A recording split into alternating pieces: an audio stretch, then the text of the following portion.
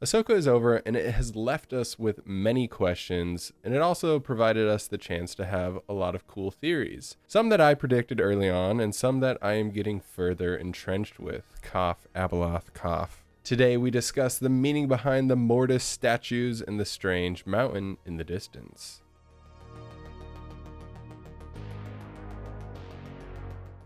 Alright, let's take it back to the beginning, just like Baylan says. Allow me to explain my theory for what's going on and what I suspect the lore of the Ones, or Mortis Gods, to be. So we have the Ones, the Father, the Son, and the Daughter.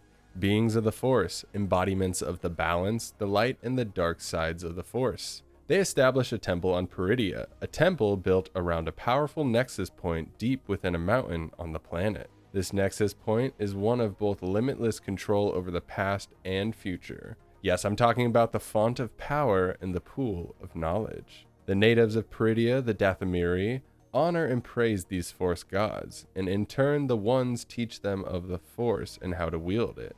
This links directly to how the Night Sisters view the Force as a spiritual realm ruled by the Winged Goddess and the Fang God, or the Daughter and the Son.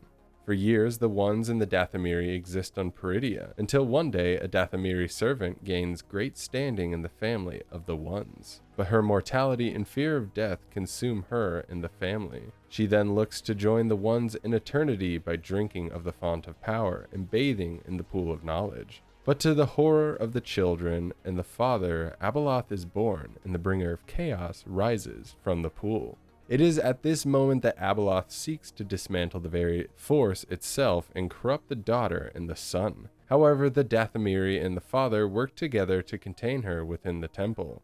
But what the Father can't contain is her ability to reach the minds of the Son and Daughter. So he constructs the Mortis realm and removes himself and his children from Peridea and out of the reach of Abeloth.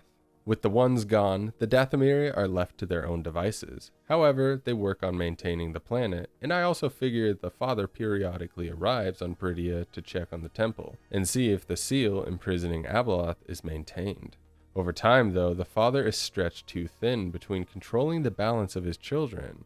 This prevents him from appearing on Peridea to check on Abeloth's imprisonment. The Dathomiri, through their ages, travel beyond the galaxy, meet the Zepho, and begin worship of the dark side, and Kujet, the Zepho sage.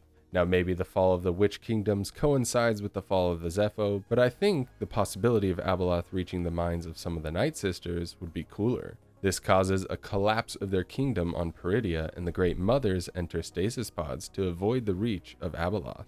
This theory of the stasis pods comes from the mention of Thrawn awakening the Great Mothers and developing a plan to leave Peridea with the aid of Morgan. Maybe a separate video on the Night Sisters of Dathomir and the Dathomiri Witch Kingdom would be interesting. Let me know in the comments. But I think there's plenty of questions surrounding the characters left on Peridea. The first question being whether or not Abeloth is calling to Baylan and Sabine. I think she is. I believe she is drawing Baylan there with the promise to grant him power of the past and future. Something the font of power and the pool of knowledge is said to grant. And for Sabine, now that she is open to the Force, her mind is free to hear the whispers of Abeloth. We know she struggles with her family's loss. Could Abeloth be playing off of this? Who knows? The next question, did Thrawn and the Great Mothers know Abeloth remained within the Nexus Temple? I think this is possible, considering her imprisonment there and the possible relationship between the Ones and the Dathomiri. This could also explain why they want to flee the planet, knowing she is growing too strong for their magic. I also find it interesting that Thrawn mentions Ahsoka becoming like Vader.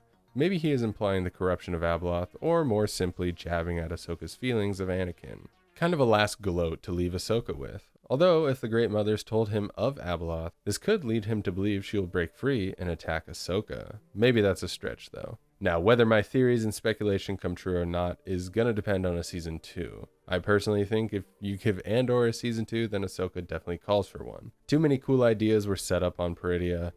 Of course, the unfortunate side of a season 2 is the loss of Ray Stevenson, but I personally want to give it time before I discuss a recast because the man gave us an incredible performance and introduced us to a fan favorite character. So we should just let that sink in and enjoy Baylan Skoll.